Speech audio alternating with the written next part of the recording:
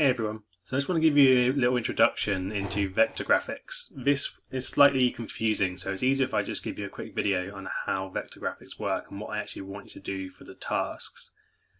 Now, unlike bitmaps, which you did last week, which used kind of pixels and different binary numbers to say what color the pixels would be, vector graphics are a form of maths which use coordinates. I'm actually going to read through just the booklet here.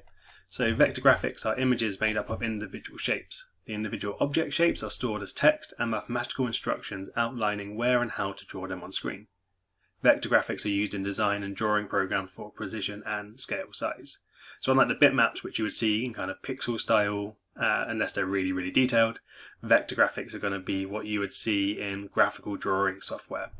And each object shape's name is stored along with the attributes like coordinates, position on screen, dimensions for size, fill color, line color and thickness, and so on. And these are called SVG, Scalable Vector Graphics. It's a standard file format for doing 2D vector graphics. For any of you doing GraphCom, you probably would come across some of that before. So for task 6, and there are 3 tasks, task 6, 7 and 8, this first one just wants you to go to this website. There's a little hyperlink here. And I just want you to read through these 7 different areas and actually have a go at some. So it says just to look closely at the code and try out the instructions and experiment. So let's just go to the website quickly. So you've got on the left hand side here, SVG, intro, HTML, rectangle, circle and so on. And it wants you to go all the way down to Polygon. So there's Polygon down there. So I just want you to read through the code and then try it for yourself. So if I click try it yourself, it shows here this bit of code creates a yellow circle with a green outline. And when you're reading through the code, you'll actually be able to see how that works. So we've got my first SVG, which is the title, bit of HTML web development for you. And then you start with your SVG image here. So the width is 100 and the height is 100. That means there's an invisible box around this of height 100 and width 100. Okay? We're saying we want a circle, and then we're giving the coordinates on the screen.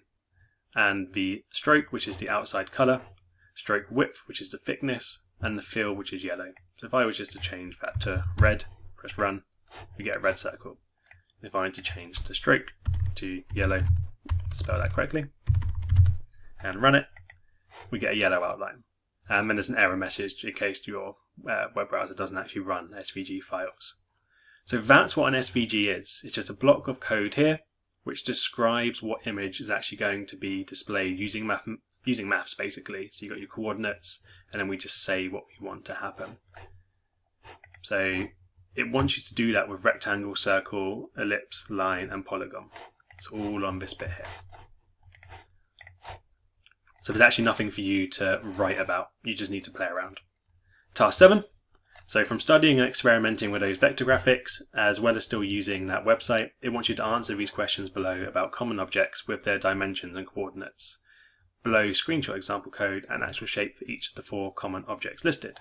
So the first one is a rectangle. So it wants you to actually put in some code and a screenshot of what you've done. So what is the code name? What are the coordinates needed, and what are the dimensions set out.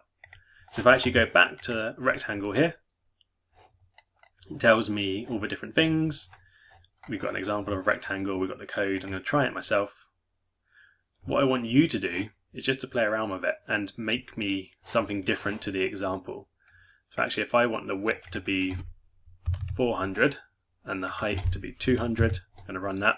This is going to give an error, so run. You can see we've cut off the bottom. We've cut off the bottom because the height of my rectangle is bigger than the height of my SVG box. So I would need to make that something like 250. Run. There we go, we get the full rectangle. This uses RGB, red, green and blue. So if I was to change that to be 100 and run it, we see we start to get different shades. The maximum is 255, minimum is 0. So let's change that to 200, run it. We're getting different colours. And again, we've got our stroke color on the edge, so black is 0, 0, 0. And then the width of it, if I were to make that 7, it gets slightly thicker. So what I would do then is copy my code into here.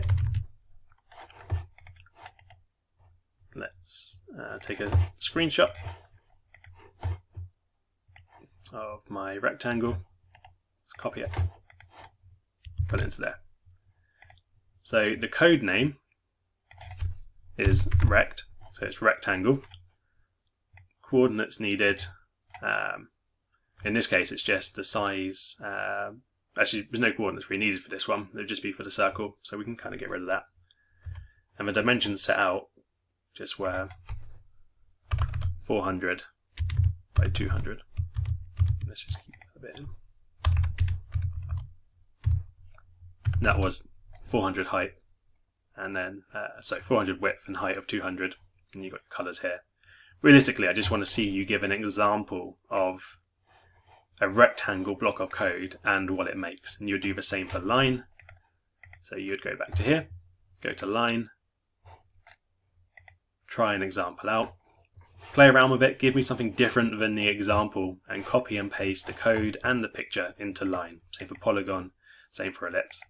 And then it just wants you to explain what the coordinates are for, what fill color is for, and what line color is for. So that's task 7. And finally, task 8. All I want you to do is to explain what you think you would get from these 3 blocks of code. 4, sorry, on the next page.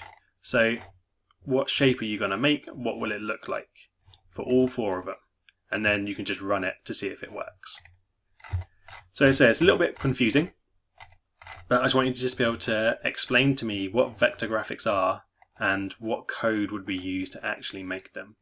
So just as a recap, task 6, you're just playing around with these links from the website and seeing what they do. Task 7, you're actually going to make me a rectangle, a line, a polygon and an ellipse and put your code and shape inside the box. Vector graphic objects attributes. What are the coordinates for? You'll find the coordinates really in anything to do with circles and ellipses. So what is the x position? What is the y position? Fill color. What is the code name for a fill color and line color, and what do they do? And task 8, you're just reading the blocks of code and telling me what's going to happen. In your theory exam, you would be most likely going to get questions like this, which will ask you to look at some code and explain what's happening. And in the practical side, you might have something where you have to make these images. Okay, so that's it for vector graphics. That sums up that half of the course. If I bring up, I got it here. In the WhatsApp group, I showed you this picture, which covers all of that data representation stuff there. And then for the second half of this term, we'll just be looking at these 3, which don't take up quite as much time. So by the time we reach summer, we'll have done one whole topic within computing science. And when we come back after the summer, we can do some assessments on that to check where we're at. So that's it. Just make sure you do tasks 6, 7 and 8 for this week, please. And then we'll start something slightly new next week. Thank you very much.